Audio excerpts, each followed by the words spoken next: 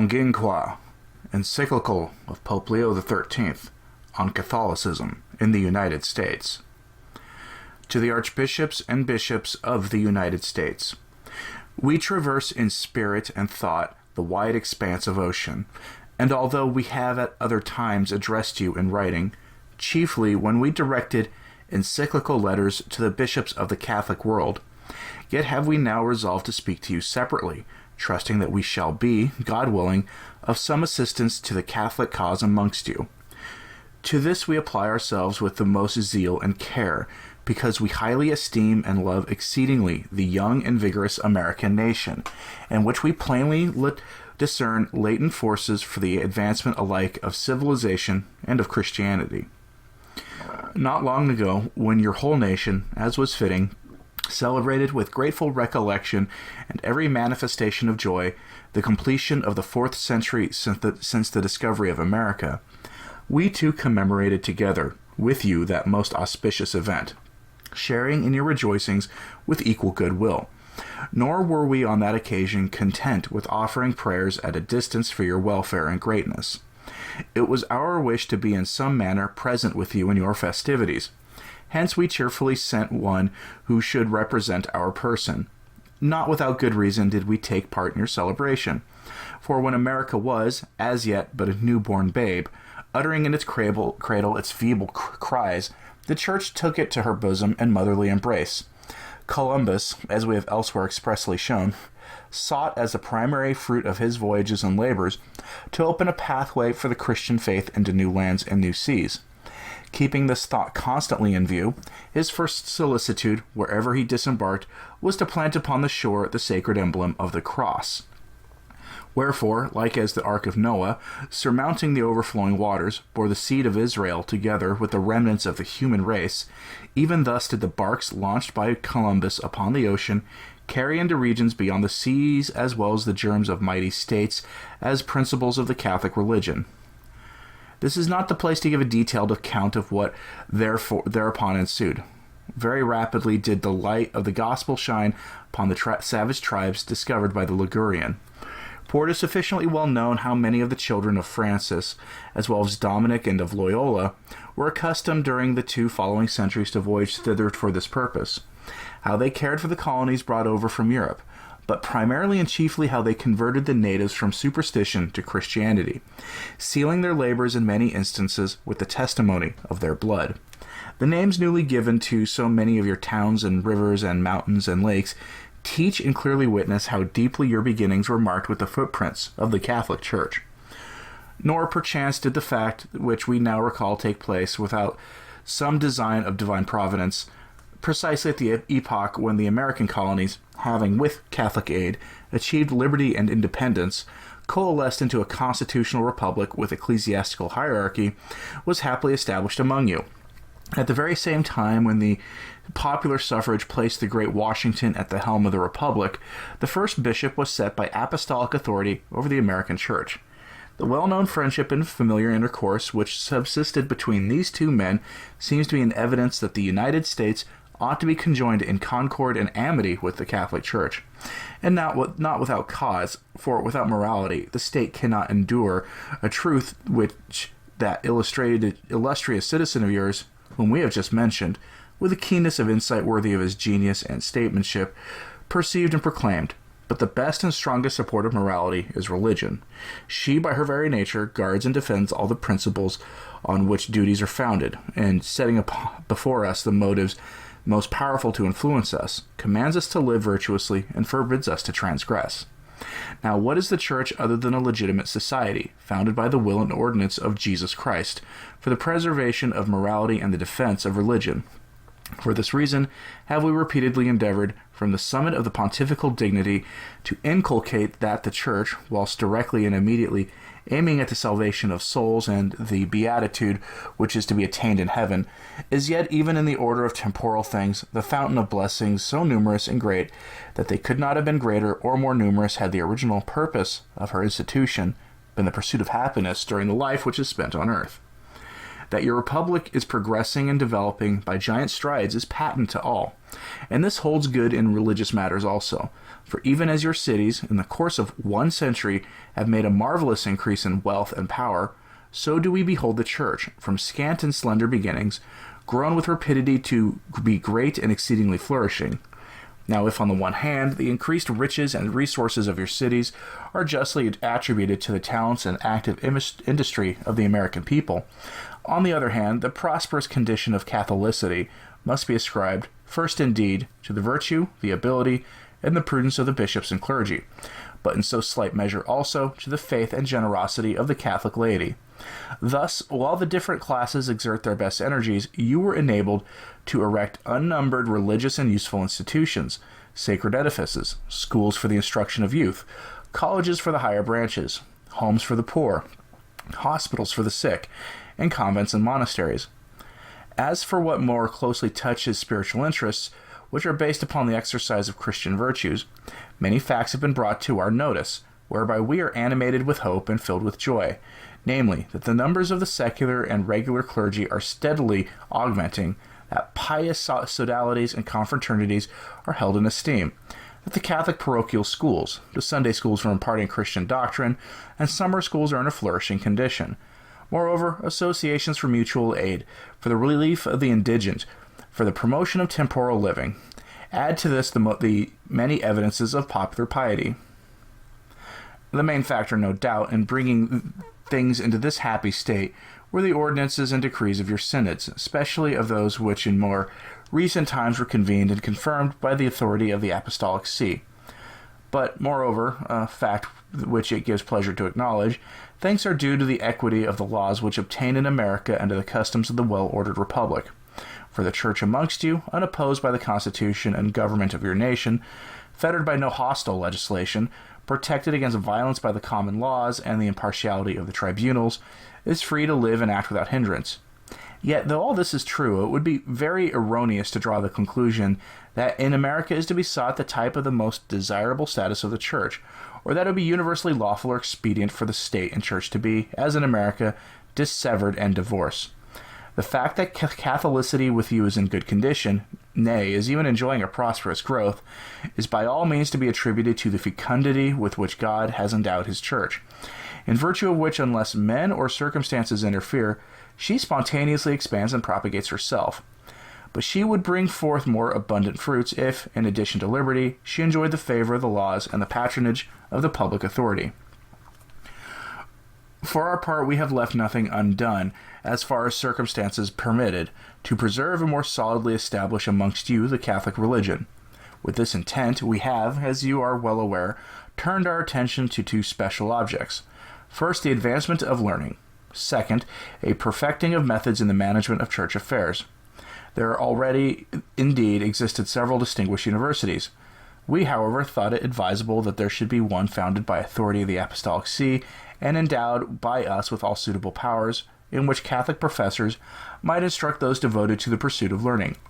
The design was to begin with philosophy and theology, adding, as means and circumstances would allow, the remaining branches, those particularly which the present age has introduced or perfected. An education cannot be deemed complete which takes no notice of modern sciences. It is obvious that in the existing keen competition of talents, and the widespread and in itself noble and praiseworthy passion for knowledge, Catholics ought to be not followers but leaders. It is necessary, therefore, that they should cultivate every refinement of learning, and zealously train their minds to the discovery of truth and the investigation, so far as it is possible, of the entire domain of nature. This is in every age has been the desire of the Church. Upon the enlargement of the boundaries of sciences has she been wont to bestow all possible labor and energy. By a letter, therefore, dated the 7th day of March in the year of our Lord 1889, directed to you, venerable brethren, we established at Washington, your capital city, esteemed by a majority of you a very proper seat for higher studies, a university for the instruction of young men desirous of pursuing advanced courses.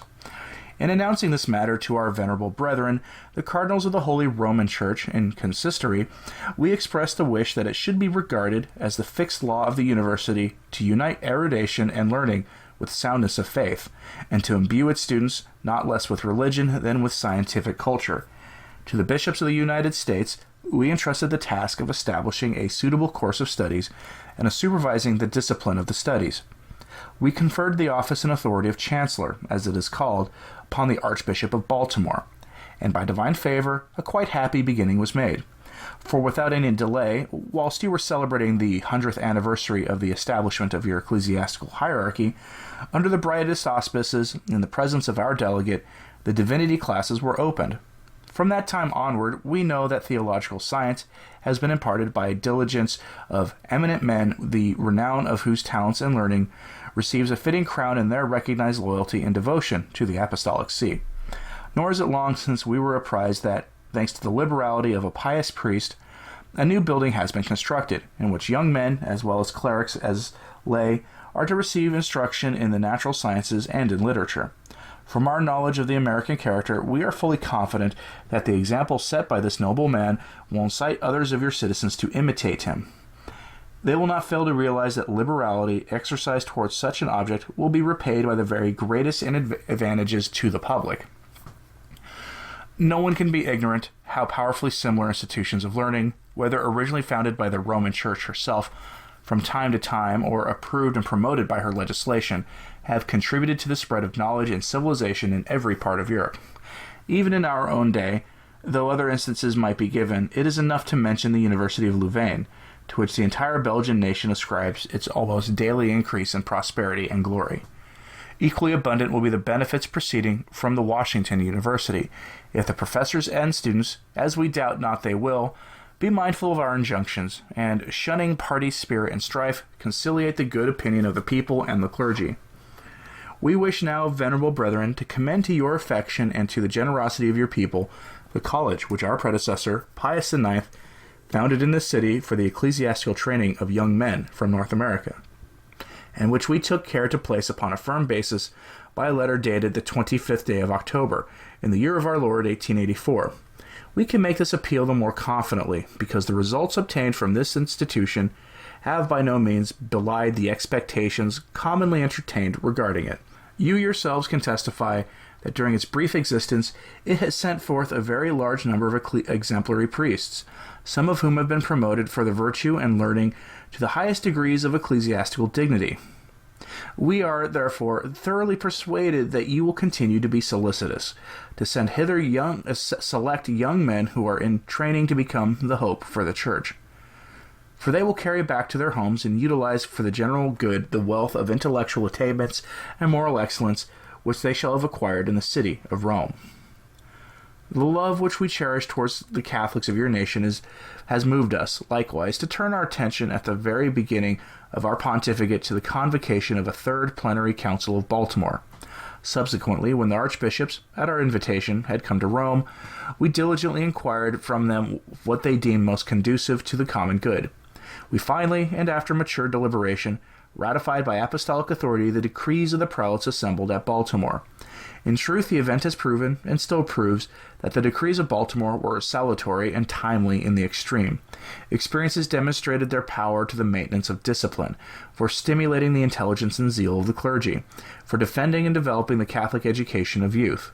Wherefore, venerable brethren, if we make acknowledgment of your activity in these matters, if we laud your firmness tempered with prudence, we but pay tribute due to your merit, for we are fully sensible that so great a harvest of blessings could by no means have so swiftly ripened to maturity, had you not exerted yourselves, each to the utmost of his ability, sedulously and faithfully to carry into effect the statutes you had wisely framed at Baltimore.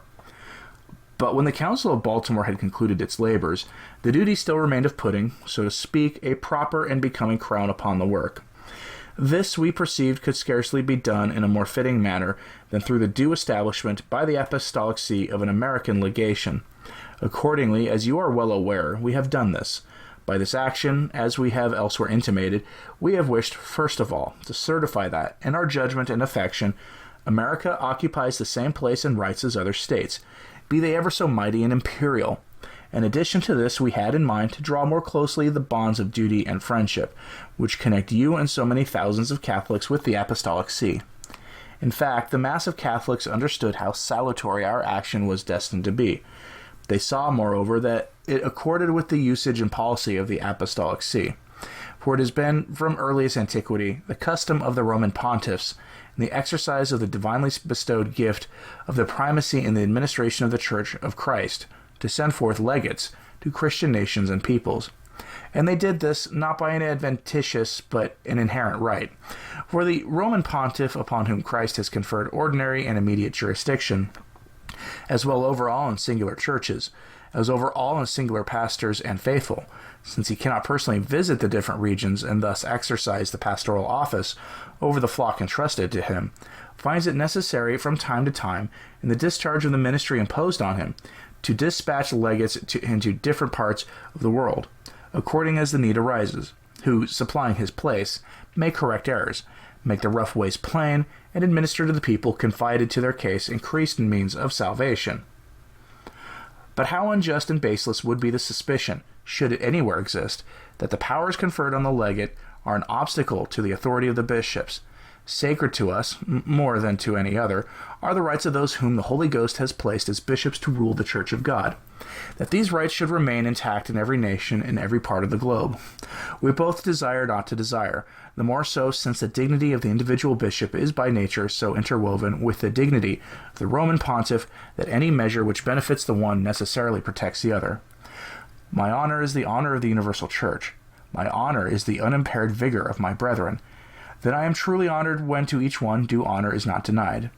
Therefore, since it is the office and function of an apostolic legate, with whatsoever powers he may be vested, to execute the mandates and interpret the will of the pontiff who sends him, thus so far from his being by any detriment to the ordinary power of the bishops, he will rather bring an accession of stability and strength. His authority will possess no slight weight for preserving in the multitude a submissive spirit. In the clergy, discipline and due reverence for the bishops, and in the bishops, mutual charity and an intimate union of souls. And since this union, so salutary and desirable, consists mainly in the harmony of thought and action, he will no doubt bring it to pass that each one of you shall persevere in the diligent administration of his diocesan affairs, that one shall not impede another in matters of government, that one shall not pry into the counsels and conducts of another. Finally, that with disagreements eradicated and mutual esteem maintained, you may all work together with combined energies to promote the glory of the American Church and the general welfare. It is difficult to estimate the good results from which will flow from the concord of the bishops. Our own people will receive edification, and the force of example will have its effect on those without who will be persuaded by this argument alone that the divine apostolate has passed by inheritance to the ranks of the Catholic episcopate. Another consideration claims our earnest attention. All intelligent men are agreed, and we ourselves have with pleasure intimated it above, that America seems destined for greater things. Now it is our wish that the Catholic Church should not only share in it, but help to bring about this prospective greatness. We deem it right and proper that she should, by availing herself of the opportunities daily presented to her, keep at equal step with the Republic in the march of improvement, at the same time striving to the utmost, by her virtue and institutions, to aid in the rapid growth of the states. Now, she will attain both these objects the more easily and abundantly, in proportion to the degree in which the future shall find her constitution perfected. But what is the meaning of the legation of which we are speaking? Or what is its ultimate aim, except to bring it about that the constitution of the Church shall be strengthened, her discipline better and fortified? Wherefore, we ardently desire that this truth should sink day by day more deeply into the minds of Catholics, namely, that they can in no better way safeguard their own individual interests and the common good than by yielding a heavy submission and obedience to the Church. Your faithful people, however, are scarcely in need of exhortation on this point, for they are accustomed to adhere to the institutions of Catholicity, with willing souls and a constancy worth all praise. To one matter of the first importance and fraught with the greatest blessings, it is a pleasure at this place to refer, on account of the holy firmness in principle and practice respecting it, which, as a rule, rightly prevails amongst you. We mean the Christian dogma of the unity and indissolubility of marriage, which supplies the firmest bond of safety not merely to the family, but to the society at large. Not a few of your citizens, even of those who dissent from us in other doctrines, terrified by the licentiousness of divorce, admire and approve in this regard the Catholic teaching and the Catholic customs. They are led to this judgment not less by love of country than by the wisdom of the doctrine. For difficult is it to imagine a more deadly pest to the community than the wish to declare dissoluble a bond which the law of God has made perpetual and inseverable. Divorce is the fruitful cause of mutual marriage contracts. It diminishes mutual affection. It supplies a pernicious stimulus to unfaithfulness. It is injurious to the care and education of children. It gives occasion to the breaking up of domestic society. It scatters the seeds of discord among families. It lessens and degrades the dignity of women, who incur the danger of being abandoned when they shall have subserved the lust of their husbands. And since nothing tends so effectively as the corruption of morals to ruin families and undermine the strength of kingdoms, it may easily be perceived that divorce is equally hostile to the prosperity of families and states. As regards civil affairs, experience has shown how important it is that the citizens should be upright and virtuous. In a free state, unless justice be generally cultivated, unless the people be repeated and diligently urged to observe the precepts and laws of the gospel, liberty itself may be pernicious. Let those of the clergy, therefore, who are occupied with the instruction of the multitude, treat plainly this topic of the duties of citizens, so that all may understand and feel with necessity in political life of consciousness, self-restraint, and integrity. For that which cannot be lawful in public is unlawful in private affairs. On this whole subject there are to be found, as you know, in the encyclical letters written from us from time to time in the course of our pontificate, many things which Catholics should attend to and observe. In these writings and expositions we have treated of human liberty, of the chief Christian duties, of civil government, and of the Christian constitution of states, drawing our principles as well from the teaching of the Gospels as from reason. They, then, who wish to be good citizens and discharge their duties faithfully, may readily learn from our letters the ideal of an upright life.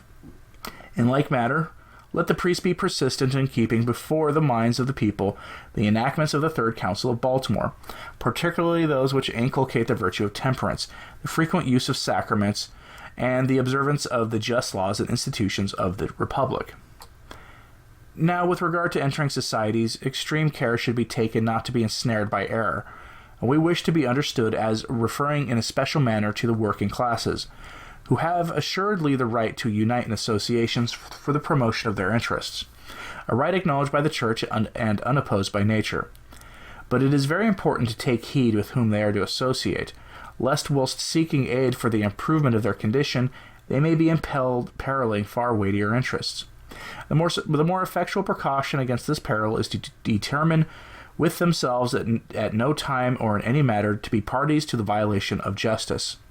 Any society, therefore, which is ruled by and servilely obeys persons who are not steadfast for the right and friendly to religion is capable of being extremely prejudicial to the interests as well as of individuals as of the community. Beneficial it cannot be. Let this conclusion, therefore, remain firm, to shun not only those associations which have been openly condemned by the judgment of the Church, but those also which, in the opinion of intelligent men, and especially of the bishops, are regarded as suspicious and dangerous. Nay, rather, unless forced by necessity to do otherwise, Catholics ought to prefer to associate with Catholics, a course which will be very conducive to the safeguarding of their faith. As presidents of societies thus formed among themselves, it will be well to appoint either priests or upright laymen of weight and character, guided by whose counsels they should endeavor peacefully to adopt and carry into effect such measures as may seem most advantageous to their interest, keeping in view the rules laid down by us in our encyclical, Rerum Novarum. Let them, however, never allow this to escape their memory, that whilst it is proper and desirable to assert and secure the rights of the many, yet this is not to be done by a violation of duty, and that these are very important duties, not to touch what belongs to another, to allow everyone to be free in the management of his own affairs, not to hinder anyone to dispose of his services when he pleases and where he pleases. The scenes of violence and riot which you witnessed last year in your own country sufficiently admonish you that America too is threatened with the audacity and ferocity of the enemies of public order. The state of the times, therefore, bids Catholics to labor for the tranquility of the commonwealth, and for this purpose to obey the laws, abhor violence, and seek no more than equity or justice permits. Towards these objects, much may be contributed by those who have devoted themselves to writing, and in particular by those who are engaged on the daily press. We are aware that already there labor in this field many men of skill and experience, whose diligence demands words of praise rather than of encouragement. Nevertheless, since the thirst for reading and knowledge is so vehement and widespread amongst you, and since according to circumstances it can be productive either of good or evil, every effort should be made to increase the number of intelligent and well-disposed writers who take religion for their guide and virtue for their constant companion. And this seems all the more necessary in America, on account of the familiar intercourse and intimacy between Catholics and those who are estranged from the Catholic name, a condition of things which certainly exacts from our people great circumspection and more than ordinary firmness. It is necessary to instruct, admonish, strengthen, and urge them on to the pursuit of virtue and to the faithful observance, amid so many occasions of stumbling, of their duties towards the Church. It is, of course, the proper function of the clergy to devote their care and energies to this great work. But the age and the country require that journalists should be equally zealous in this same cause, and labor in it to the full extent of their powers. Let them, however, seriously reflect that their writings, if not positively prejudicial to religion, will surely be of slight service to it unless in concord of the minds they all seek the same end. They who desire to be of real service to the Church, and with their pens heartily to defend the Catholic cause, should carry on the conflict with perfect unanimity, and, as it were, with serried ranks, for they rather inflict than repel war if they waste their strength by discord. In like manner, their work, instead of being profitable and fruitful, becomes injurious and disastrous whenever they presume to call before their tribunal the decisions and acts of bishops, and casting off due reverence, cavil and find fault. No perceiving how great a disturbance of order, how many evils are thereby produced. Let them then be mindful of their duty, and not overstep the proper limits of moderation. The bishops placed in the lofty position of authority are to be obeyed, and suitable honor befitting the magnitude and sanctity of their office should be paid them. Now this reverence, which is lawful to no one to neglect, should of necessarily be eminently conspicuous and exemplary in Catholic journalists. For journals, naturally circulating far and wide, come daily into the hands of everybody, and exert no small influence upon the opinions and morals of the multitude. We have ourselves, on frequent occasion, laid down many rules respecting the duties of a good writer, many of which were unanimously inculcated as well by the Third Council of Baltimore as by the archbishops in their meeting at Chicago in the year 1893. Let Catholic writers, therefore, bear impressed on their minds our teachings on this point as well as yours, and let them resolve that their entire method of writing shall be thereby guided, if they indeed desire, as they ought to desire, to discharge their duty well. Our thoughts now turn to those who dissent from us in matters of Christian faith, and who shall deny that, with not a few of them, dissent is a matter rather of inheritance than of will. How solicitous we are of their salvation, with what ardor of soul we wish that they should be at length restored to the embrace of the Church, the common mother of all. Our apostolic epistle, Praeclara, which has in very recent times declared, "Nor are we destitute of all hope, for he is present and hath a care whom all things obey, and who laid down his life that he might gather in one the children of God who were dispersed." See John chapter 11, verse 52. Surely we ought not to desert them nor leave them to their fancies, but with mildness and charity draw them to us, using every means of persuasion to induce them to examine closely every part of the Catholic doctrine, and to free themselves from their preconceived notions. In this matter, if the first place belongs to the bishops and clergy, the second belongs to the laity, who have it in their power to aid the apostolic efforts of the clergy, by the probity of their morals and the integrity of their lives. Great is the force of example, particularly with those who are earnestly seeking the truth, and who, from a certain inborn virtuous disposition, are striving to live an honorable and upright life, to which class very many of your fellow citizens belong. If the spectacle of Christian virtues exerted the powerful influence over the heathens blinded, as they were, by invertebrate superstition, which the records of history attest, shall we think it powerless to eradicate error in the case of those who have been initiated into the Christian religion? Finally, we cannot pass over in silence those whose long-continued unhappy lot implores and demands succor from men of apostolic zeal. We refer to the Indians and the Negroes, who are to be found within the confines of America, the greatest portion of whom have not yet dispelled the darkness of superstition. How wide a field for cultivation! How great a multitude of human beings to be made partakers of the blessing derived through Jesus Christ! Meanwhile, as a presage of heavenly graces and a testimony of our benevolence, we most lovingly in the Lord impart to you, venerable brethren, and to your clergy and people, our apostolic benediction. Given at Rome, at St. Peter's on the feast of the Epiphany, the 6th day of January, 1895, in the 7th year of our pontificate, Pope Leo XIII.